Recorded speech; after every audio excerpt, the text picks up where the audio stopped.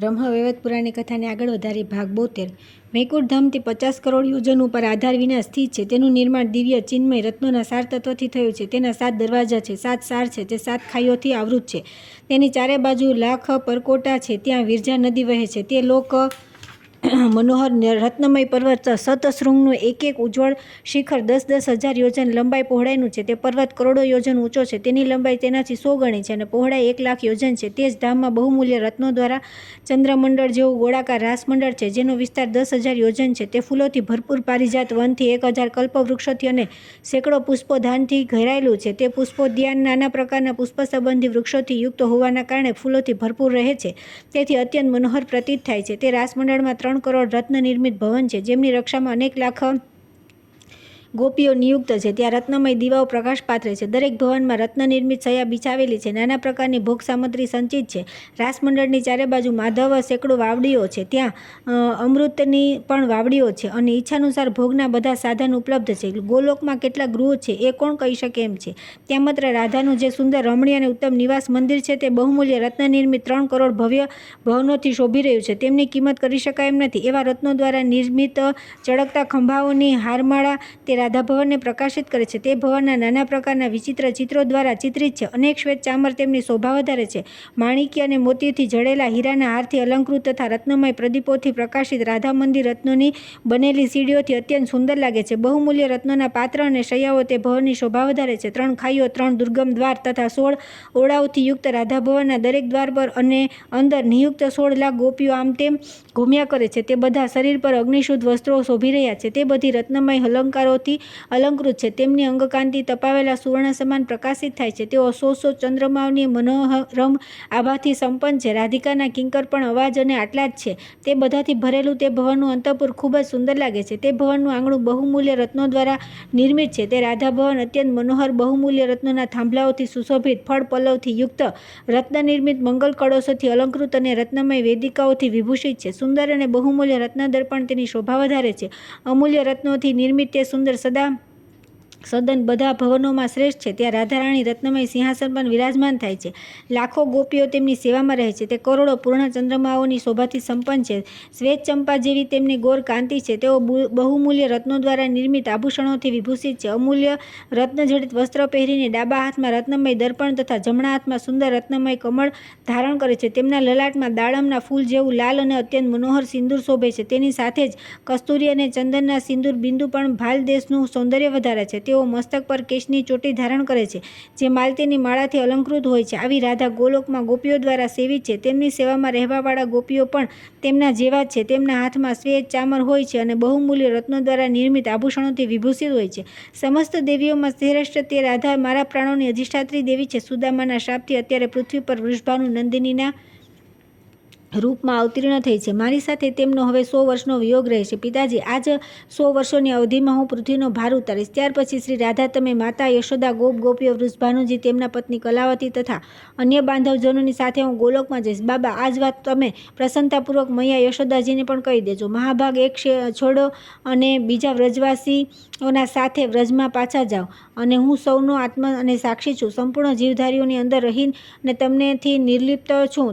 જીવ મારું પ્રતિબિંબ છે. આ જ સર્વસંમત સિદ્ધાંત છે. પ્રકૃતિ મારો જ વિકાર છે, અર્થાત તે પ્રકૃતિ જ હું છું. જેમ દૂધમાં સફેદી હોય છે, દૂધ અને સફેદીમાં કદી ભેદ હોતા નથી. જેમ જળમાં શીતળતા, અગ્નિમાં દાહ શક્તિ, આકાશમાં શબ્દ, ભૂમિમાં ગંધ, ચંદ્રમામાં શોભા, સૂર્યમાં પ્રભા અને જીવનમાં આત્મા છે, તે જ પ્રમાણે રાધાની સાથે મને અભિન્ન સમજો. તમે રાધાને સાધારણ ગોપી અને મને પોતાનો પુત્ર ન જાણો. હું સર્વનો સર્જક પરમેશ્વર છું અને રાધા ઈશ્વરી પ્રકૃતિ છે. બાબા, મારી સુખપ્રદ વિભૂતિનું વર્ણન સાંભળો, જેને પહેલાં મેં અવ્યક્ત જન્મા બ્રહ્માજીને કહ્યું હતું. હું દેવતાઓમાં શ્રીકૃષ્ણ, ગોલોકમાં સ્વયંભૂત દ્વિજ રૂપે નિવાસ કરું છું અને વૈકુંઠમાં ચતુર્ભુજ વિષ્ણુ રૂપે. શિવલોકમાં હું શિવ છું, બ્રહ્મલોકમાં હું બ્રહ્મા, તેજસ્વીઓમાં હું સૂર્ય છું, પવિત્ર કરનારાઓમાં અગ્નિ છું, દ્રવ પદાર્થોમાં જળ છું, ઇન્દ્રિયોમાં મન છું, શીઘ્રગામીઓમાં વાયુ છું, દંડ આપનારાઓમાં યમ છું, કાલગણના કરનારાઓમાં કાલ છું, અક્ષરોમાં આકાર છું, સામોમાં સામ છું, 14 ઇન્દ્રોમાં ઇન્દ્ર છું, ધનવાનોમાં કુબેર છું, દિક્પાલોમાં ઈશાન છું, વ્યાપક તત્વોમાં આકાશ છું, જીવોમાં સૌનો અંતરાત્મા છું, ધનમાં બહુમૂલ્ય રત્ન છું, તેજસ પદાર્થોમાં સુવર્ણ છું, મણિઓમાં કૌસ્તુભ મણિ છું, પૂજ્ય પ્રતિમાઓમાં શાલગ્રામ છું તથા પાંદડાઓમાં તુલસી છું, ફૂલોમાં પારિજાત, તીર્થોમાં પુષ્કર, વૈષ્ણવોમાં કુમાર, યોગેન્દ્રોમાં ગણેશ, સેનાપતિઓમાં પુરુષોમાં સ્કંદ, ધનુર્ધરોમાં લક્ષ્મણ, રાજાઓમાં રામ, નક્ષત્રોમાં ચંદ્રમા, મહિનાઓમાં માર્ગશીર્ષ, ઋતુઓમાં વસંત, દિવસોમાં રવિવાર, તિથિઓમાં એકાદશી, સહનશીલોમાં પૃથ્વી, બાંધવોમાં માતા, ભક્ષ્ય વસ્તુઓમાં અમૃત, ગાયથી ઉત્પન્ન થનારા ખાદ્ય પદાર્થોમાં ઘી, વૃક્ષોમાં કલ્પવૃક્ષ, કામધેનુઓમાં સુરભી, નદીઓમાં પાપનાશીની ગંગા, પંડિતોમાં પાંડિત્યપૂર્ણ વાણી, મંત્રોમાં પ્રણવ, વિદ્યાઓમાં તેમનું બીજરૂપ તથા ખેતરમાં પેદા થનારી વસ્તુઓમાં ધાન્યચૂ, ફળવાન વૃક્ષોમાં પીપળ, ગુરુઓમાં મંત્રદાતા ગુરુ, બ્રહ્મા પ્રજાપતિઓમાં કશ્યપ, પક્ષીઓમાં ગરુડ, નાગોમાં અનંત, નરોમાં નરેશ, બ્રહ્મર્ષિઓમાં ભૃગુ, દેવર્ષિઓમાં નારદ, રાજર્ષિઓમાં જનક, મહર્ષિઓમાં શુક્ર, ગંધર્વોમાં ચિત્રરથ, સિદ્ધુઓમાં કપિલ મુનિ, બુદ્ધિમાનોમાં બૃહસ્પતિ, કવિઓમાં શુક્રાચાર્ય, ગ્રહોમાં શનિ, શિલ્પીઓમાં વિશ્વકર્મા, મૃગોમાં મૃગેન્દ્ર, વૃષભોમાં શિવવાહન, નંદી, ગજે રાજોમાં ઐરાવત, છંદોમાં ગાયત્રી, સંપૂર્ણ શાસ્ત્રોમાં વેદ, જલચરોમાં તેમનો રાજા વરુણ, અપ્સરાઓમાં ઉર્વશી, સમુદ્રોમાં જલનિધિ, પર્વતોમાં સુમેરુ, રત્નવાન પર્વતોમાં હિમાચલ, પ્રકૃતિઓમાં દેવી પાર્વતી તથા દેવીઓમાં લક્ષ્મી હું છું. હું નારીઓમાં શત્રુપા, પોતાની પ્રિયતમાઓમાં રાધિકા તથા સાધ્વી સ્ત્રીઓમાં નિશ્ચિંત રૂપે વેદમાતા સાવિત્રી છું. દૈત્યોમાં પ્રહલાદ, બલિષ્ઠોમાં બલિ, જ્ઞાનીઓમાં ભગવાન નારાયણ, ઋષિ વાનરોમાં હનુમાન, પાંડવોમાં અર્જુન, નાગકન્યાઓમાં મનસા, વસુઓમાં ભીષ્મ, વાદળોમાં દ્રોણ, જંબુદ્વીપના નવખંડોમાં ભારતવર્ષ, કમીઓમાં કામદેવ, કામુકી સ્ત્રીઓમાં રંભા અને સર્વલોકમાં ગોલોક છું. જે સમસ્ત લોકમાં ઉત્તમ અને સર્વથી પર છે. માતૃકાઓમાં શાંતિ, સુંદરીઓમાં રતિ, સાક્ષીઓમાં ધર્મ, દિવસની ક્ષણોમાં સંધ્યા, દેવતાઓમાં ઇન્દ્ર, રાક્ષસોમાં વિભીષણ, રુદ્રોમાં કાલાગ્નિ રુદ્ર, ભૈરવોમાં સંહાર ભૈરવ, શંખોમાં પંજન્ય, અંગોમાં મસ્તક, પુરાણોમાં ભાગવત, ઇતિહાસોમાં મહાભારત, પંચરાત્રોમાં કપિલ, મનુઓમાં સ્વયંભૂ, મુનિઓમાં વ્યાસદેવ, પિતૃપત્નીઓમાં સ્વધા, અગ્નિપ્રિયાઓમાં સ્વાહા, યજ્ઞોમાં રાજસુ, યજ્ઞપત્નીઓમાં દક્ષિણા, અસ્ત્રશસ્ત્રોમાં જમદગ્નિ નંદન પરશુરામ, પૌરાણિક સૂત, નીતિજ્ઞોમાં અંગિરા, વ્રતોમાં વિષ્ણુવ્રત, બળોમાં દેવબળ, ઔષધિઓમાં દુર્વા, તૃણોમાં દર્ભ, ધર્મકર્મોમાં સત્ય, સ્નેહપાત્રોમાં પુત્ર, શત્રુઓમાં વ્યાધિ, વ્યાધિઓમાં જ્વર, આશ્રમોમાં ગૃહસ્થ, વિવેકી જનોમાં સંન્યાસી, શાસ્ત્રોમાં સુદર્શન અને શુભ આશીર્વાદોમાં કુશળ છું. ઐશ્વર્યોમાં મહાજ્ઞાન, સુખોમાં વૈરાગ્ય, પ્રસન્નતા પ્રદાન કરનારાઓમાં મધુર વચન, દાનોમાં આત્મજ્ઞાન, સંચયોમાં ધર્મકર્મનું સંચય, કર્મોમાં મારું પૂજન કરનારાઓ, કર્મોમાં તપ, ફળોમાં મોક્ષ, અષ્ટસિદ્ધિઓમાં પ્રકામ્ય, પુરીઓમાં કાશી, નગરોમાં કાંચી, દેશોમાં વૈષ્ણવોનો દેશ અને સમસ્ત સ્થૂળ આધારોમાં જ હું મહાવિરાટ છું. જગતમાં જે અત્યંત સૂક્ષ્મ પદાર્થ છે તેમાં હું પરમાણુ છું. વેદ્યોમાં અશ્વિની કુમાર, ઔષધિઓમાં રસાયણ, મંત્રવેતાઓમાં ધન્વંતરી, વિનાશકારી, દુર્ગુણોમાં વિશારદ, રાગોમાં મેઘ, મલાર, રાગિણીઓમાં કામોદ, મારા પાર્ષદોમાં શ્રીદામમાં મારા બંધુઓમાં ઉદ્ધવ, વશુઓમાં ગાય, વનોમાં ચંદન, પવિત્રોમાં તીર્થ અને નિશંકોમાં વૈષ્ણવ છું. વૈષ્ણવોથી વધીને બીજો કોઈ નથી. ખાસ કરીને જે મારા મંત્રની ઉપાસના કરે છે સર્વશ્રેષ્ઠ છે. હું વૃક્ષોમાં અંકુર તથા સંપૂર્ણ વસ્તુઓમાં તેમનો આકાર છું. પ્રાણી માત્રમાં મારો નિવાસ છે. મારામાં સંપૂર્ણ જગત વિસ્તરેલું છે. જેમ વૃક્ષમાં ફળ અને ફળમાં વૃક્ષનું અંકુર છે તે જ પ્રમાણે હું સર્વનો કારણ સ્વરૂપ છું. મારું કોઈ કારણ નથી. હું કારણનો પણ કારણ છું. મનીષી પુરુષ મને સર્વના સમસ્ત બીજોનું કારણ કહે છે. મારી માયાથી મોહિત થયેલા અભક્ત લોકો મને જાણી શકતા નથી. હું પ્રાણી માત્રનો આત્મા છું, પરંતુ દુર્બુદ્ધિ અને દુર્ભાગ્યથી ગ્રસ્ત જીવ મારો પોતાનો આત્માનો પણ આદર કરતો નથી. જ્યાં હું છું તે જ શરીરમાં બધી શક્તિઓ અને ભૂખ તરસ વગેરે છે. મારા નીકળી જતાં જ બધા આ રીતે નીકળી જાય છે. જેમ રાજાની પાછળ પાછળ તેના સેવકો, વ્રજરાજ નંદજી મારા બાબા આજ્ઞાને હૃદયમાં ધારણ કરીને વ્રજ માટે પ્રસ્થાન કરો અને રાધા અને યશોદા મૈયાને તથા ઉપદેશ આપજો. આ જ્ઞાનને સારી રીતે સમજીને નંદજી પોતાના અનુગામી વ્રજવાસીઓ સાથે વ્રજમાં ચાલ્યા ગયા. ત્યાં જઈને તેમણે તે બંને નારી શિરોમણીઓ સાથે આ જ્ઞાનની ચર્ચા કરી. નારદ તે મહાજ્ઞાન સાંભળીને બધા લોકોએ શોકનો ત્યાગ કરી દીધો. શ્રીકૃષ્ણ જોકે નિર્લિપ્ત તેમ છતાં માયાના સ્વામી છે, તેથી માયાથી અનુરક્ત દેખાય છે. યશોદાજીએ નંદરાયજીને ફરી માધવ પાસે મોકલ્યા. તેમની પ્રેરણાથી ફરી આવી નંદજીએ બ્રહ્માજી દ્વારા કરવામાં આવેલા સામવેદોક્ત સ્તોત્રથી પરમાનંદ સ્વરૂપ નંદનાંદન માધવની સ્તુતિ કરી. ત્યાર પછી તેઓ પુત્રની સામે ઊભા રહી વારંવાર રડવા લાગ્યા. ત્યાર પછી આવે છે શ્રી કૃષ્ણ દ્વારા નંદજીનો જ્ઞાનોપદેશ. લોકનીતિ, લોકમર્યાદા તથા લૌકિક સદાચાર સાથે સંબંધ રાખનારા વિવિધ નિષેધોનું વર્ણન, કુસંગ અને કુલટાની નિંદા, સત્ય અને ભક્તની પ્રશંસા, શિવલિંગ પૂજન તથા શિવનો મહિમા. શ્રી નારાયણ કહે છે કે નારદ, ભગવાન શ્રી કૃષ્ણ પરમાનંદમય પરિપૂર્ણતમ પ્રભુ છે. ભક્તો પર અનુગ્રહને માટે વ્યાકુળ રહેનારા પરમ પરમાત્મા છે. પૃથ્વીનો ભાર ઉતારવા માટે અવતીર્ણ થયેલા તે ભગવાન નિર્ગુણ પ્રકૃતિથી પર તથા પરતપર છે.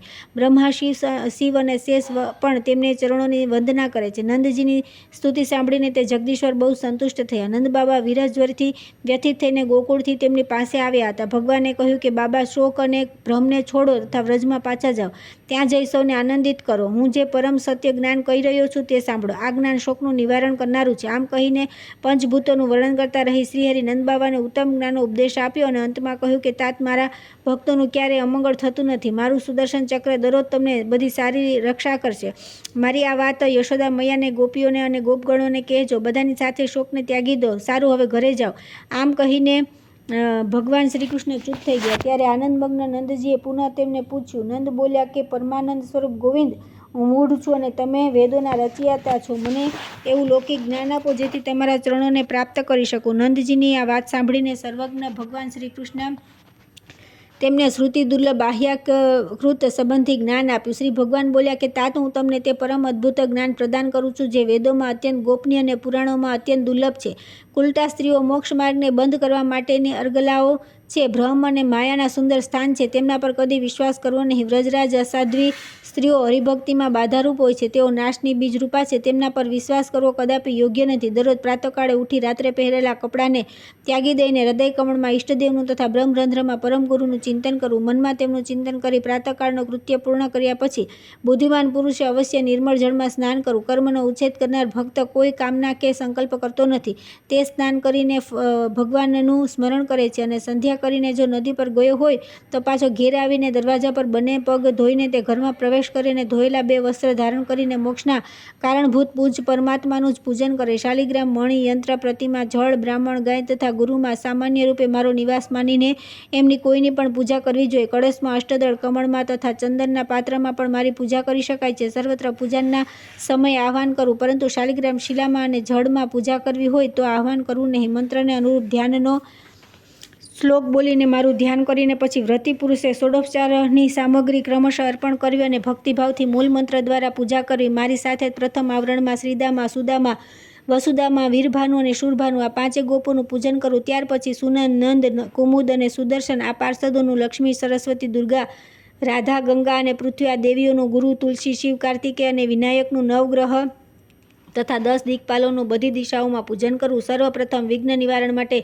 ગણેશ, સૂર્ય, અગ્નિ, વિષ્ણુ, શિવ અને પાર્વતી આ 6 દેવતાઓનું પૂજન કરવું જોઈએ. આ વેદોક્ત કર્મ બંધનને કાપવાવાળા અને મોક્ષ પ્રદાન કરવાવાળા દેવતા છે. વિઘ્નોના નાશ માટે ગણેશનું, રોગ નિવારણ માટે સૂર્યનું, અભિષ્ટની પ્રાપ્તિ માટે, અંતઃકરણની શુદ્ધિ માટે અગ્નિનું, મોક્ષ માટે વિષ્ણુનું, જ્ઞાનના માટે શિવનું તથા બુદ્ધિ માટે, મુક્તિ માટે પાર્વતીનું પૂજન કરવું. 3 વાર પુષ્પાંજલિ આપીને તે દેવતાઓના સ્તોત્ર અને કવચનો પાઠ કરો. ગુરુનું વંદન અને પૂજન કર્યા પછી દેવતાઓને પ્રણામ કરવા. નિત્ય કર્મ કરીને દેવ પૂજન બાદ સુખપૂર્વક યથાપ્રાપ્ત કાર્ય કરવાનું વિધાન છે.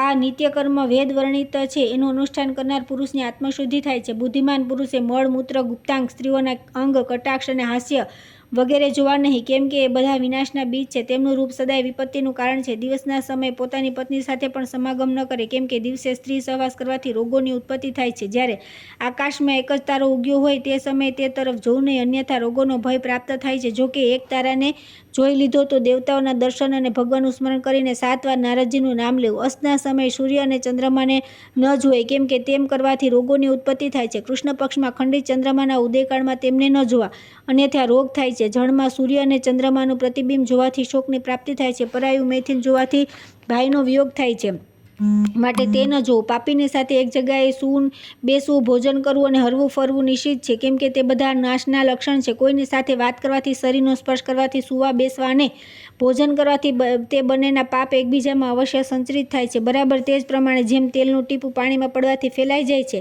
હિંસક જંતુની પાસે જવું નહીં, કારણ કે તેની પાસે જવું દુઃખ કારણ બની શકે છે.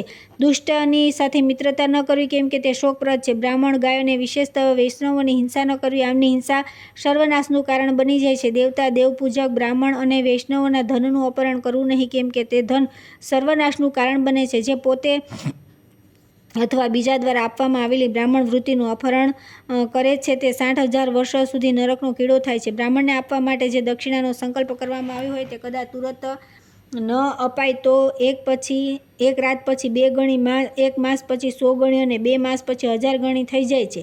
1 વર્ષ વીતી જાય તો દાતા નરકમાં પડે છે. જો દાતા ન આપે અને લેનાર ન માગે તો બંને નરકમાં પડે છે. દાતા રોગી થાય છે. બ્રાહ્મણોની હિંસા કરવાથી મનુષ્ય અવશ્ય વંશની હાનિ થાય છે. હિંસક મનુષ્ય ધન અને લક્ષ્મીને ગુમાવીને ભિખારી થઈ જાય છે. દેવતા અને બ્રાહ્મણને જોઈને જે મસ્તક ઝુકાવતો નથી તે શોકનો ભાગી થાય છે. જે ગુરુ પ્રત્યે ભક્તિભાવ રાખતો નથી તેને રૌરવ નરકનું કષ્ટ ભોગવવું પડે છે. જે દુરાચારીણી મૂઢા સ્ત્રી સાક્ષાત શ્રી હરિ સ્વરૂપ પોતાની પત્નીની તરફ જોતી નથી બલ્કિ તેને ધમકાવે છે તે અવશ્ય કુંભીપાકમાં જાય છે. વાણી દ્વારા ધમકાવવાના કારણે તે કાગડાની યોનિમાં જન્મ લે છે. હિંસા કરવાથી શુક્રી માદા સુબર થાય છે. ક્રોધ કરવાથી શાપણ અને અભિમાન કરવાથી ગર્દભી થાય છે. કુવાક્ય બોલવાથી કૂતરી અને વિષ આપવાથી આંધળી થાય છે. પતિવ્રતા સ્ત્રી પતિની સાથે અવશ્ય વૈકુંઠમાં જાય છે. જે મૂઢ ગણેશ, શિવ, પાર્વતી, સૂર્ય, બ્રાહ્મણ, વૈષ્ણવ તથા વિષ્ણુની નિંદા કરે છે તે મહારૌરવ નામના નરકમાં પડે છે. પિતા, માત્ર, પુત્ર, સંતિ, પત્ની, ગુરુ, અનાથ સ્ત્રી, બહેન અને પુત્રીની નિંદા કરીને મનુષ્ય નરકગામી થાય છે. જે ક્ષત્રિય, વૈશ્ય અને શૂદ્ર બ્રાહ્મણો પ્રત્યે ભક્તિભાવથી રહિત છે અને ભગવત ભક્તિથી પણ દૂર છે તે અવશ્ય નરકમાં પડે છે. આવી દશા પતિ ભક્તિથી રહિત નરાધમા સ્ત્રીઓની થાય છે. જે બ્રાહ્મણ શાલિગ્રામનું ચરણામૃત પ્રિય છે અને ભગવાન શ્રી વિષ્ણુનો પ્રસાદ ખાય છે તે તીર્થોને પણ પવિત્ર કરી દે છે. પોતાની 100 પેઢીઓને તારે છે અને પૃથ્વીને પણ મુક્ત કરે છે. જે ભગવાન વિષ્ણુનો પ્રસાદ ગ્રહણ કરે છે અને શાકાહારી છે તે ડગલે ડગલે અશ્વમેઘ યજ્ઞનું ફળ પ્રાપ્ત કરે છે. જે એકાદશી અને જન્માષ્ટમીનું વ્રત કરે છે તે 100 જન્મોના પાપથી પણ મુક્ત થઈ જાય છે. એમાં સંશય નથી. બાલ્યાવસ્થા, કુમારાવસ્થા, યુવાવસ્થા અને વૃદ્ધાવસ્થામાં પણ જે પાપ થઈ ગયા છે તે બધા નષ્ટ થઈ જાય છે. રોગી, અત્યંત વૃદ્ધ અને બાળક માટે ઉપવાસનો નિયમ નથી. ભક્ત બ્રાહ્મણને 2 ગણું દાન આપીને દાતા શુદ્ધ થઈ જાય છે. જે ઉપવાસમાં સમર્થ હોવા છતાં પણ શિવરાત્રિ તથા રામનવમીના દિવસે ભોજન કરે છે તે મહારૌરવ નરકમાં પડે છે. અમાવસ્યા, પૂર્ણિમા, ચતુર્દશી અને અષ્ટમીએ સ્ત્રી તેલ અને બિન શાકાહારી ભોજન કરવાથી મનુષ્ય ચાંડાળ યોનિમાં જન્મ લે છે તે અવશ્ય શુદ્ર થતો જાય છે. તે દિવસે તે સત્કર્મ કરે છે તેનું ફળ તેને મળતું નથી. તે સદા અપવિત્ર રહે છે. તેનું અશૌચ તેના મૃત્યુ પછી જ સમાપ્ત થાય છે. જે સ્ત્રી જીવનમાં 4 પુરુષ સાથે સમાગમ કરી લીધો તેને વૈશ્યા સમજવી. તે દેવતાઓ અને પિતરો માટે ભોજન બનાવવાની અધિકારી રહેતી નથી. જે પ્રાતઃકાળ અને સાયંકાળની સંધ્યોપાસના કરતો નથી તેનો સમસ્ત દ્વિજોચિત કર્મોથી બહિષ્કાર કરી દેવો જોઈએ. સંધ્યાહીન દ્વિજ નિત્ય અપવિત્ર તથા સમસ્ત કર્મોના માટે અયોગ્ય છે. જે દિવસે જે સત્કર્મ કરે છે તેનું ફળ તેને મળતું નથી.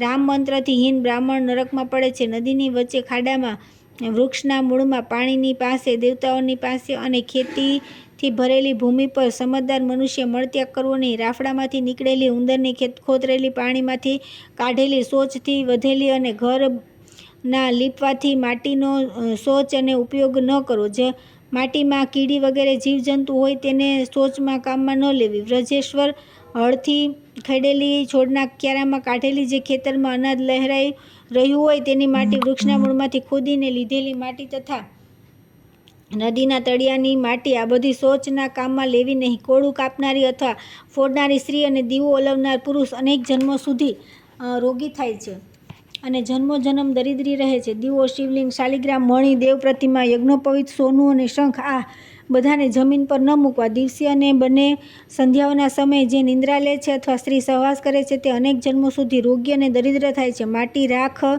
ગોબરના પિંડથી અથવા રેતીથી પણ શિવલિંગ બનાવીને એકવાર તેની પૂજા કરી લેનાર પુરુષો 100 કલ્પ સુધી સ્વર્ગમાં નિવાસ કરે છે. સહસ્ત્ર શિવલિંગોના પૂજનથી મનુષ્યને મનવાંછિત ફળ પ્રાપ્ત થાય છે અને જેણે 1 લાખ શિવલિંગની પૂજા કરી લીધી છે તે અવશ્ય શિવ તત્વને પ્રાપ્ત થાય છે. જે બ્રાહ્મણ શિવલિંગની પૂજા કરે છે તે જીવનમુક્ત થાય છે અને જે શિવ પૂજાથી રહિત છે તે બ્રાહ્મણના નરકગામી થાય છે. જે મનુષ્ય મારા દ્વારા પૂજિત પ્રિયતમ શિવની નિંદા કરે છે તે 100 બ્રાહ્મણોના આયુષ્ય પર્યંત નરકની યાતના ભોગવે છે. સમસ્ત પ્રિયજનોમાં બ્રાહ્મણ મને વધારે પ્રિય છે. બ્રાહ્મણથી વધારે શંકર પ્રિય છે. મારા માટે શંકરથી વધારે પ્રિય બીજું કોઈ નથી. મહાદેવ, મહાદેવ, મહાદેવ આ રીતે બોલનાર પુરુષની પાછળ પાછળ હું નામ શ્રવણના લોભથી ફરું છું. શિવ નામ સાંભળીને મને બહુ તૃપ્તિ થાય છે. મારું મન ભક્તની પાસે રહે છે. પ્રાણ રાધામય છે. આત્મા શંકર છે અને શંકર મને પ્રાણોથી પણ વધારે પ્રિય છે. જે સૃષ્ટિ પાલન અને સંહાર કરનારી આદ્યા નારાયણી શક્તિ છે, જેના દ્વારા હું સૃષ્ટિનું કરું છું, તેનાથી બ્રહ્મા વગેરે દેવતાઓ ઉત્પન્ન થયા છે. જેનો આશ્રય લેવાથી જગત વિજયી થયા છે. જેનાથી સૃષ્ટિ ચાલે છે અને જેના વિના સંસારનું અસ્તિત્વ જ રહી શકતું નથી. તે શક્તિ મેં શિવને અર્પિત કરી છે. ત્યાર પછી આવે છે જેમના દર્શનથી પુણ્યલાભ અને જેમના અનુષ્ઠાનથી પુનર્જન્મનું નિવારણ થાય છે તે વસ્તુઓને સત્કર્મોનું વર્ણન તથા વિવિધ દાનોનું પુણ્યના ફળોનું કથન. શ્રી નંદજીએ કહ્યું કે સર્વેશ્વર, જેમના દર્શનથી પુણ્ય અને જેમને જોવાથી પાપ થાય છે તે બધાનો પરિચય આપો. આ સાંભળવાથી મારી બહુ ઈચ્છા છે. શ્રી ભગવાને કહ્યું કે તાત ઉત્તમ બ્રાહ્મણ, તીર્થ, વૈષ્ણવ, દેવ પ્રતિમા, સૂર્યદેવ, સતી, સ્ત્રી, સંન્યાસી, યતિ, બ્રહ્મચારી, ગાય અને અગ્નિ, ગુરુ, ગજરાજ, સિંહ, શ્વેત, અશ્વ, સુખ, પોપટ, કોયલ, ખંજરીક, હંસ, મોર, નીલકંઠ, શંખપક્ષી, વાછડા સહિત ગાય, પીપળાનું વૃક્ષ તથા પતિપરાયણ પુત્રવાળી સ્ત્રી, તીર્થયાત્રી, મનુષ્ય, પ્રદીપ, સુવર્ણ, મણિ, મોતી, હીરા, માણેક, તુલસી, શ્વેત પુષ્પ, ફળ, શ્વેત ધાન્ય, દહીં, ઘી, મધ, પૂર્ણકુંભ, લાવા, દર્પણ, જળ, શ્વેત ફૂલોથી ભરેલી વાટિકા, શુક્લ પક્ષના ચંદ્રમા, અમૃત, ચંદન, કસ્તુરી, કુમકુમ, પતાકા, અક્ષયવટ, દેવવૃક્ષ, દેવાલય, દેવ સંબંધી જળાશય, દેવતાને આશ્રિત ભક્ત, દેવઘટ, સુગંધિત વાયુ, શંખ, દુંદુભી, શીપી, પ્રવાલ, રજત, સ્ફટિક, મણિ, દર્ભનું મૂળ, ગંગાજીની માટી, કુશા, તાંબુ, પુરાણનું પુસ્તક, શુદ્ધ જોઈ અને બીજા મંત્ર સહિત વિષ્ણુનું યંત્ર, ચીકણી, ધરો, ચોખા, રત્ન, તપસ્વી, સિદ્ધ મંત્ર, સમુદ્ર, કૃષ્ણસાર, મૃગ, યજ્ઞ, મહાન ઉત્સવ, ગૌમૂત્ર, ગોબર, ગાયનું દૂધ, ગાયની રજ, ગૌશાળા, ગોખુર, પરિપક્વ અનાજથી ભરપૂર ખેતર, સુંદર પદ્મિની શ્યામા, સુંદર વેશ, વસ્ત્ર અને દિવ્ય આભૂષણોથી વિભૂષિત, સૌભાગ્યવતી સ્ત્રી, ક્ષેમકરી, ગંધ, ધરો, અક્ષત અને તંડુલ, સિદ્ધ અન્ન તથા ઉત્તમ અન્ન, આ બધાના દર્શનથી પુણ્યલાભ થાય છે. કાર્તિકની પૂર્ણિમાના દિવસે રાધિકાજીની સુપ્રતિમાનું પૂજન, દર્શન અને વંદન કરી મનુષ્ય જન્મબંધનથી મુક્ત થઈ જાય છે. એ જ પ્રમાણે અશ્વિન માસના શુક્લ પક્ષની અષ્ટમીના દિવસે હિંગલુમાં શ્રી દુર્ગાજીની પ્રતિમાના દર્શન, શિવરાત્રિના દિવસે કાશીમાં વિશ્વનાથના દર્શન, ઉપવાસ અને પૂજન કરવાથી પુનર્જન્મમાં કષ્ટનું નિવારણ થાય છે. જો ભક્ત પુરુષ જન્માષ્ટમીના દિવસે મુજ બિંદુ માધવના દર્શન, વંદન અને પૂજન કરી લે છે, પોષ માસના શુક્લ પક્ષની રાત્રિમાં કોઈ પણ સ્થાનમાં પદ્માની પ્રતિમાના દર્શન કરી લે છે, કાશીમાં એકાદશી ઉપવાસ કરીને દ્વાદશીએ પ્રાતઃકાળ સ્નાન કરી અન્નપૂર્ણાજીના દર્શન કરી લે છે, ચૈત્ર માસની ચતુર્દશીએ પુણ્યદાયક કામરૂપ દેશમાં ભદ્રકાળી દેવીના દર્શન અને વંદન કરી લે છે, અયોધ્યામાં શ્રી રામનવમીના દિવસે શ્રી રામનું પૂજન, વંદન અને દર્શન કરી લે છે તથા ગાયોના વિષ્ણુપથ તીર્થમાં જે પિંડદાન તથા વિષ્ણુનું પૂજન કરી લે તો તે પુરુષ પોતાના પુનર્જન્મના કષ્ટનું નિવારણ કરી લે છે. આ ઉપરાંત ગયા તીર્થના શ્રદ્ધાથી તે પિતરોનો પણ ઉદ્ધાર કરે છે. પ્રયાગમાં મુંડન કરીને આ નૈમિષારણ્ય ઉપવાસ કરીને મનુષ્ય દાન કરવું, પુષ્કર અથવા બદ્રિકાશ્રમ તીર્થમાં ઉપવાસ, સ્નાન, પૂજન તથા વિગ્રહના દર્શન, બદ્રિકાશ્રમમાં સિદ્ધિ પ્રાપ્ત કરીને બોરના ફળ ખાઈને મારી પ્રતિમાના દર્શન કરવા, પવિત્ર વૃંદાવનમાં સૂજી રહેલા ગોવિંદના દર્શન અને પૂજન કરવા, મધુસૂદનના દર્શન અને પૂજન અને નમસ્કાર કરવા, કળિયુગમાં મનુષ્ય રથયાત્રા સમયે ભક્તિભાવથી રથારૂઢ જગન્નાથના દર્શન અને પૂજન અને પ્રણામ કરવા, ઉત્તરાયણની સંક્રાંતિએ પ્રયાગમાં સ્નાન કરવું અને ત્યાં જ વેણી માધવનું પૂજન તથા નમસ્કાર કરવા, કાર્તિકી પૂર્ણિમાએ ઉપવાસ કરીને મારી શુભ પ્રતિમા દર્શન અને મનુષ્ય પૂજન કરવું, ચંદ્રભાગાની નિકટ માઘની અમાવસ્યા અને પૂર્ણિમાએ રાધા સહિત શ્રીકૃષ્ણ દર્શન અને વંદન કરવા તથા સેતુબાંધ તીર્થમાં અષાઢી પૂર્ણિમાના દિવસે જો કોઈ ઉપવાસ કરીને રામેશ્વરના દર્શન અને પૂજનનું સૌભાગ્ય પ્રાપ્ત કરી લે તો તે પોતાના પૂર્વજન્મનું ખંડન કરી નાખે છે. રામેશ્વરમાં રાત્રિના સમયે ગંધર્વ અને કિન્નરો મનોહર ગાન કરે છે. સાક્ષાત માધવ રામેશ્વર પ્રણામ કરવા માટે ત્યાં આવ્યા છે. ત્યાં સાક્ષાત રૂપે નિવાસ કરનારા સર્વેશ્વર ચંદ્રશેખર દર્શન કરીને મનુષ્ય જીવનમુક્ત થઈ જાય છે અને અંતમાં શ્રીહરિના ધામમાં જાય છે. જે ઉત્તરાયણમાં કોણાર્ક તીર્થમાં દીનનાથ ભગવાન સૂર્યના દર્શન તથા ઉપવાસ કરીને પૂજન કરે છે તે સંપૂર્ણ જન્મના કષ્ટને નષ્ટ કરી નાખે છે. કૃષિગોષ્ઠ, સુવર્ણ, કલ્કીવન, યુગંધર, વિષયંદક, રાજકોષ્ઠ, નંદક અને પુષ્પભદ્ર તીર્થમાં પાર્વતીની પ્રતિમા તથા કાર્તિકેય, ગણેશ, નંદી અને શંકરના દર્શન કરીને જે દહીં ખાઈને પારણા કરે છે તેનો જન્મ સફળ થઈ જાય છે.